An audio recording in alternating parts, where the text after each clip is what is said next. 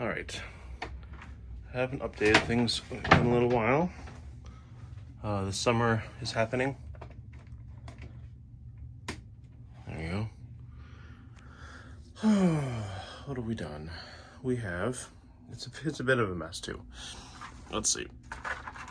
We have done, well, I painted a miniature, but we have done, this came in recently, but behind it is a structure that I'm working on. It's nearly complete. It's even withered a little bit. I need to get the doors on and eventually, you know, once it gets put down, but it helps me envision stuff. I think I've already had the water tower in a video or two. I'm working on the Middlesex Manufacturing Company, which would be in Auburn, something akin to Reiki. I had wanted to mess with it some more and make it look more original or more like current Reiki, but I don't think that'll be something that I have the time to do. Right here, here's how part of it looks, and I'll eventually kind of try to fine tune some of the way the brick and mortar looks and all that kind of stuff. I've got this version of the mortar, and I've got this version of the mortar, which I think looks a little bit better, but I'm not sure. I think I'm gonna still put a bit of an orange wash over top of it to make it look more like the actual Reiki does.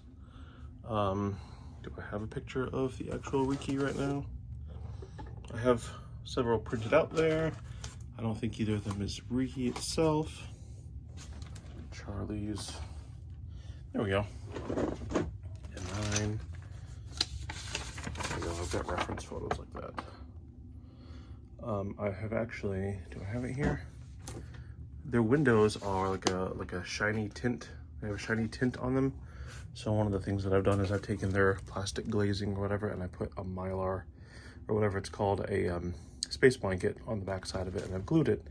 And the glue has finally all cleared up. I used canopy glue, but it took forever to dry in the middle of all this right here. All right, so anyway, we're gonna go back around to this side. I have picked up a bag of rocks, I guess I'll say, from Home Depot, and I have gone through and I have used a sifter and a sieve on it, and I've separated out the rocks that are, can we see this? Separate the rocks that are that size, and I don't know if it's gonna be too big or not. It might be too big.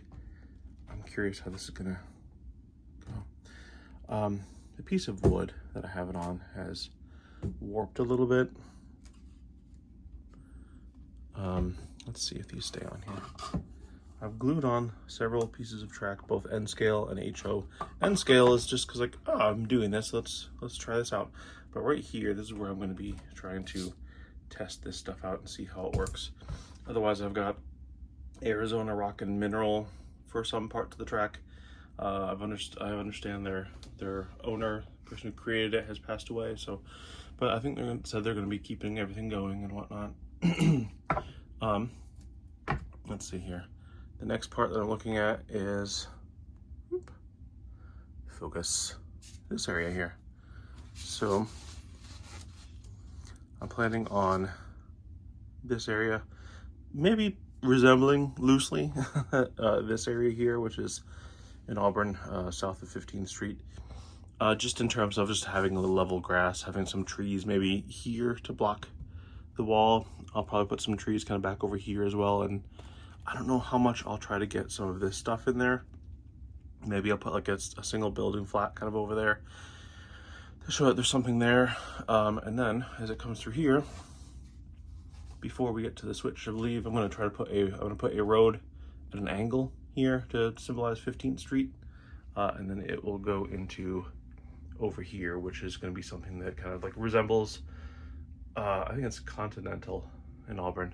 The things that I'm looking at right now that I want to try to get past is how I'm going to use this board to be the back scene or whatever it's called. Because I guess I can put some shims in on that board.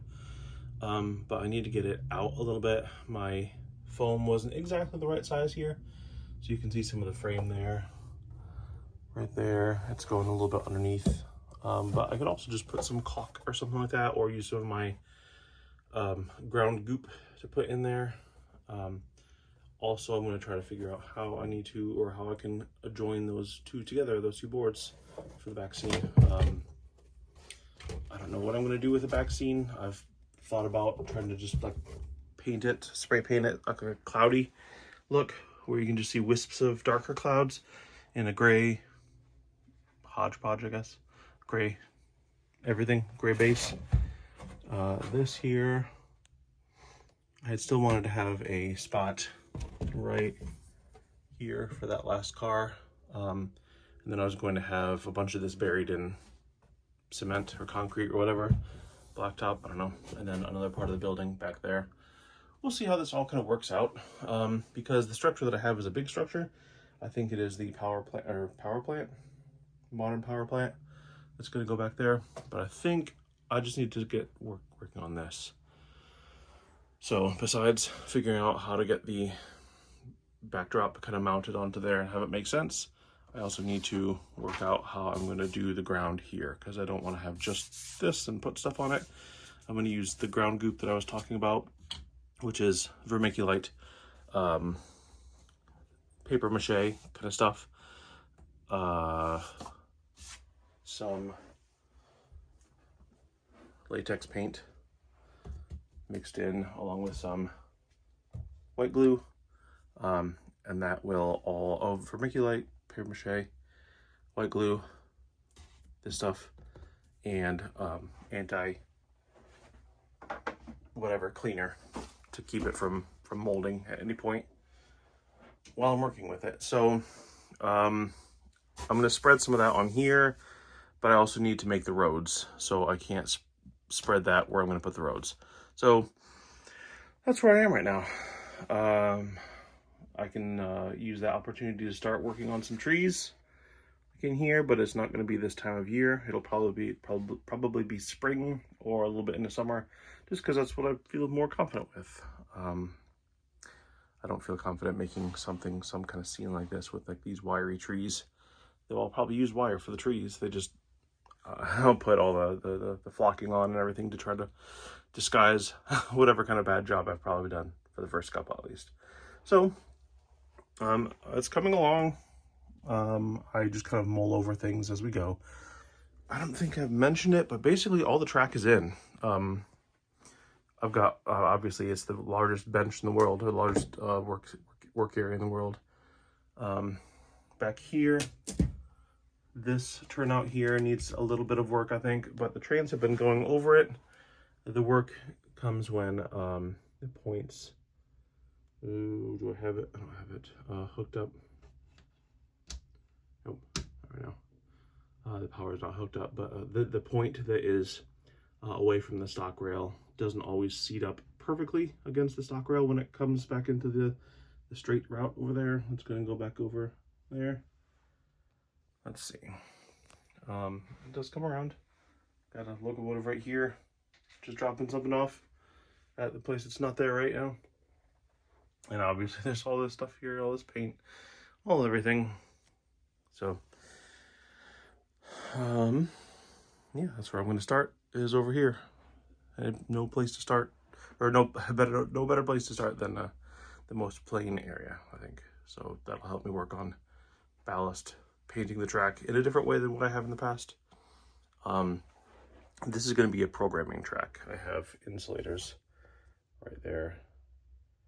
So it'll be a programming track, but then it'll also, I should be able to flip a switch, and that should be normal live rail, just like the rest of it. So that is all for now. We'll catch you in the next one.